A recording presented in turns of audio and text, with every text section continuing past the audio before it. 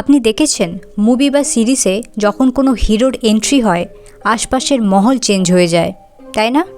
একটা ক্রাউডেড প্লেসে হিরোকে ঠিক আলাদাভাবে চেনা যায়, কারণ তাকে সেইভাবে রিপ্রেজেন্ট করা হয়। তার লুকস, তার বিহেভিয়ার, তার পার্সোনালিটি সব কিছুই বাকিদের থেকে আলাদা হয়। সিমিলারলি আপনিও আপনার লাইফের লিড ক্যারেক্টার। রিলসে না হলেও রিয়ালিটিতে আপনি আপনার জীবনের হিরো। দেখুন, অ্যাট্রাকটিভ হওয়ার জন্য বা সবের থেকে আলাদা হওয়ার জন্য আপনাকে যে পারফেক্ট হতে হবে সেটা কখনোই নয়। আপনাকে আপনার বেস্ট ভার্সন হতে হবে, যাতে ভিড়ের মধ্যেও আপনি সবের দৃষ্টি আকর্ষণ করতে পারেন। একটা গাছ লাগাতে যেমন বীজ এবং জল দুটোরই প্রয়োজন, তেমনই আপনার বেস্ট ভার্সন হওয়ার জন্য লুকস এবং পার্সোনালিটি দুটোরই প্রয়োজন। লুকস এখানে বীজ এবং পার্সোনালিটি হলো ওয়াটার। লুকসকে কিভাবে ইমপ্রুভ করবেন সেটা নিয়ে আগে আমি অনেক ভিডিও বানিয়েছি, আপনি চাইলে চেক করতে পারেন। সংক্ষেপে যদি বলি, go to the gym first.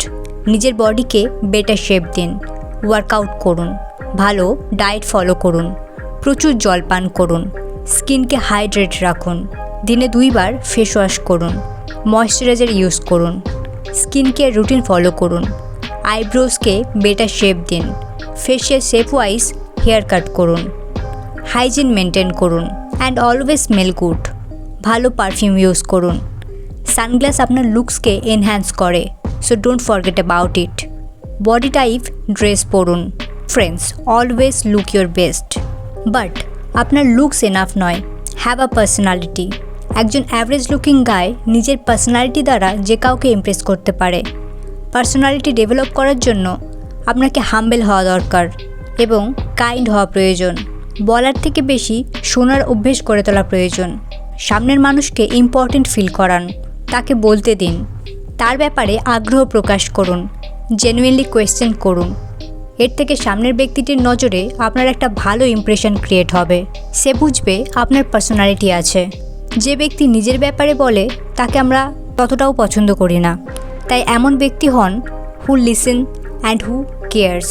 একটা সলিড বাউন্ডারি ক্রিয়েট করুন এবং কারোর ডিসরেসপেক্ট টলারেট করবেন না। অন্যকে না বলতে শিখুন। নিজের গোলস এবং নিজের লাইফে বিজি থাকুন। নিজেকে কনস্ট্যান্টলি এডুকেট করুন। এডুকেশনকে সবসময় এন্টারটেনমেন্টের আগে রাখুন। আপনি জানলে অবাক হবেন, বিল গেটস আজও রোজ বই পড়েন। যে কোনো সাকসেসফুল ব্যক্তিকে দেখুন, তারা জীবনে সব কিছু অ্যাচিভ করা সত্ত্বেও জানার আগ্রহকে দমন করেননি।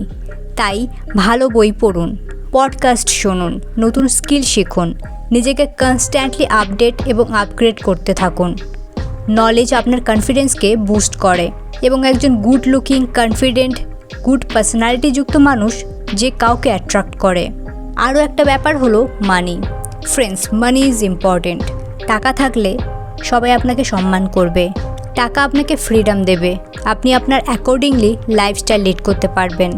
আপনার জীবনযাত্রার মান পরিবর্তন হবে। So have money. স্টুডেন্ট হলে পার্ট টাইম জব করুন, আর ওয়ার্কিং পারসন হলে অবশ্যই সাইড বিজনেস করুন বা নতুন স্কিল শিখুন। নিজের পজিশন এবং স্যালারি দুটোই বাড়বে। একই পজিশন এবং একই স্যালারিতে কমফোর্টেবল হয়ে যাবেন না।